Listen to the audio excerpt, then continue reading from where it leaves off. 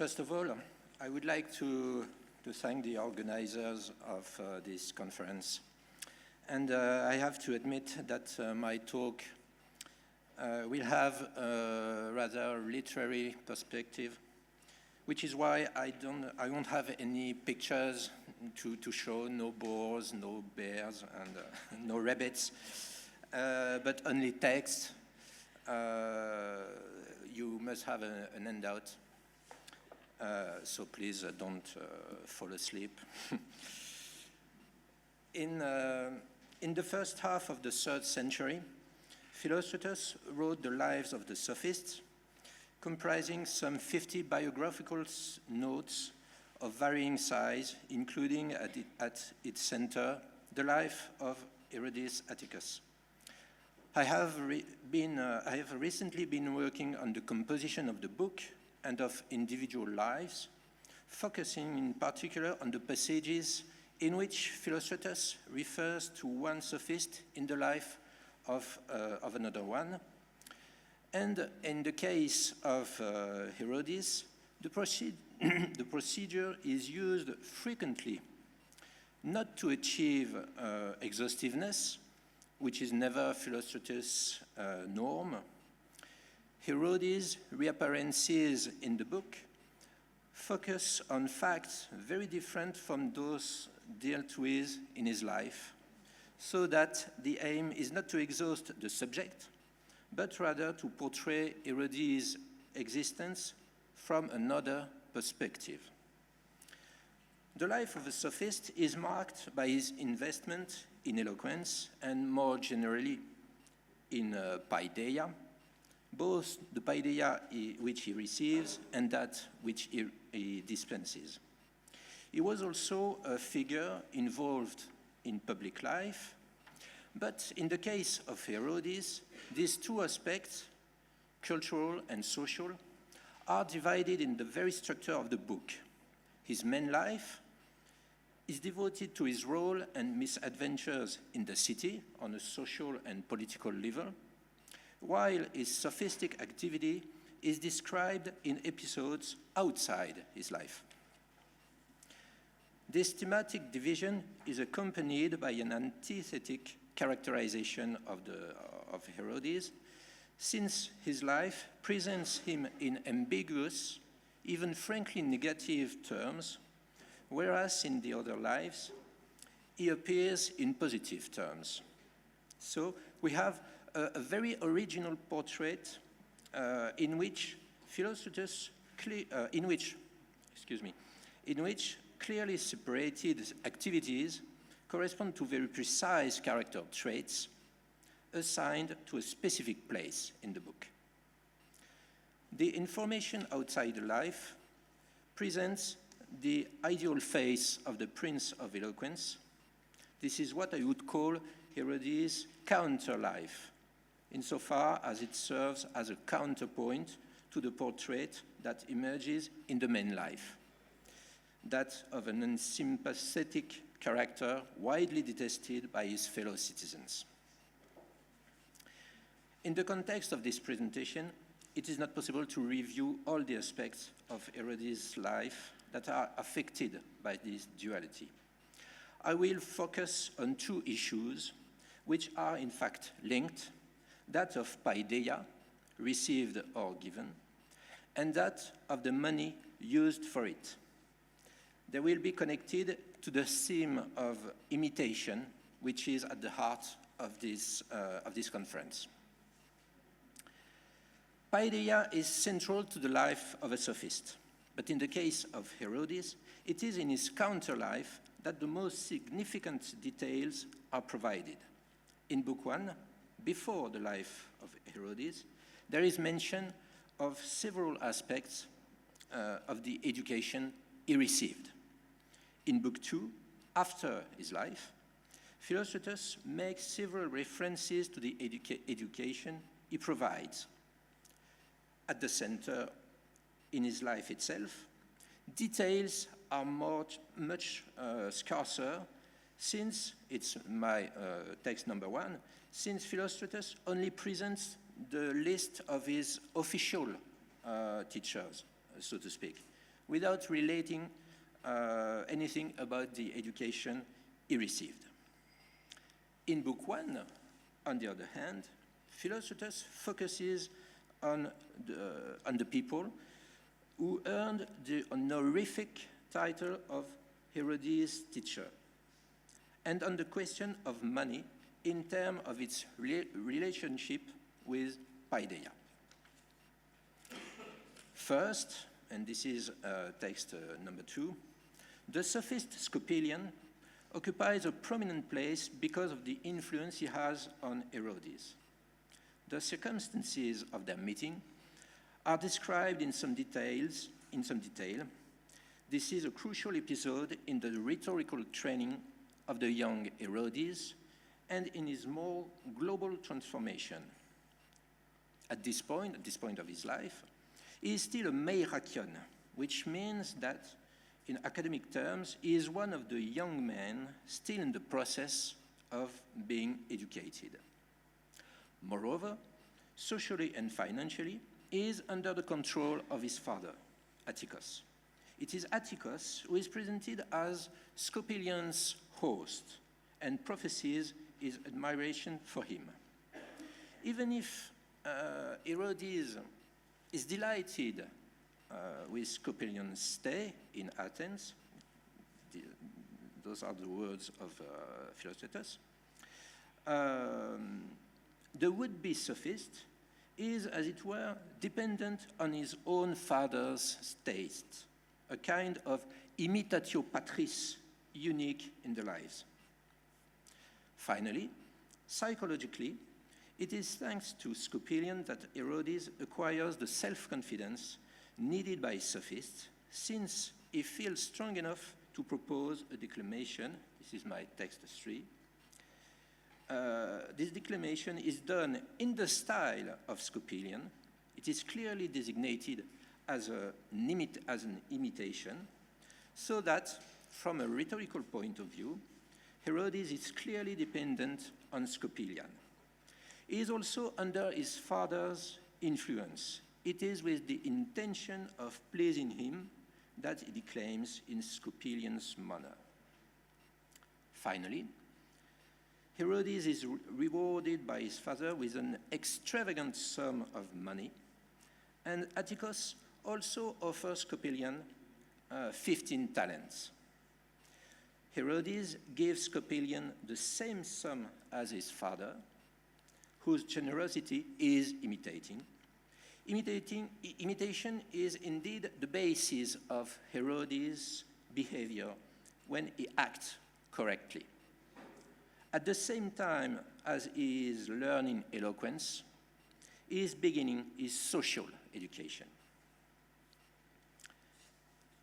This dual intellectual and social education continues when Herodes travels to Smyrna to meet the sophist Polemon at a very precise moment in his career. He has been appointed corrector of the cities of Asia Minor, and it is in this capacity, this is my text 4, it is in this capacity that he travels to the region. But Philostratus introduces the sequence by saying that Herodes loved improvised eloquence more than he loved his status as a consul and one descended from consuls. Philostratus affirms the existence, in Herodes' eyes, of a hierarchy between the two central aspects of his identity. His devotion to the art of the sophist supersedes his social rank. This passage can be read as the opposite of an episode also dated to the time when Herodes commanded the free cities, text 5, a dispute with the future Emperor Antoninus, who, for his part, governed all the cities of Asia. Philostratus specifies the political function of each protagonist, maybe to suggest a dispute of a precedence between them. This means that, contrary to what is said in the life of Polemon, Herodes is quite sensitive to his social and political prestige. He is accused of having raised his hand against Antoninus. The accusation is refuted by Philostratus, but its very existence in the text suggests that the sophist would have been capable of doing so, in the same way that he may have provoked the death of his wife, reported just afterwards in Philostratus' book.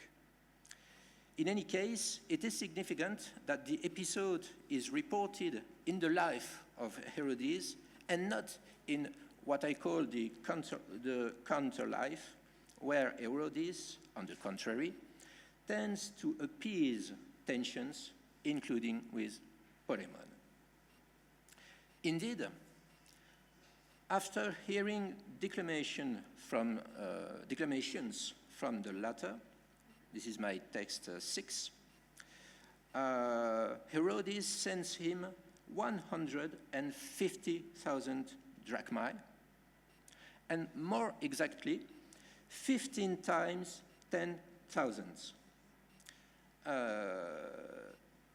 He may have remembered the 15 talents given to Scopelion in imitation of his father, but he did not consider the sum of which the arrogant sophist Polemon dreamt, and which his teacher Munetius reveals to him, 25 times 10,000,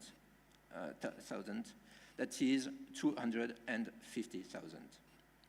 This is the sum that Polemon had asked the Emperor Hadrian for in an earlier episode, text 7, and in a sense, Herodes, having imitated his father, must learn to imitate the generosity of the emperor. This does not mean that Herodes' initiation into the proper use of money is perfectly successful when it comes to paideia. This is shown by the theme of inheritance, which I will address without returning to the well-known problem of Atticus' bequest to the Athenians, a source of conflict between Herodes and his fellow citizens.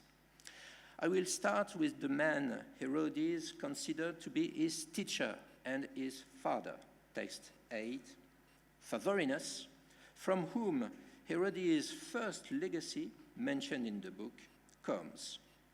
On his death, Herodes received all the books he owned, and a house, and an Indian slave, about whom they apparently played some sort of linguistic game.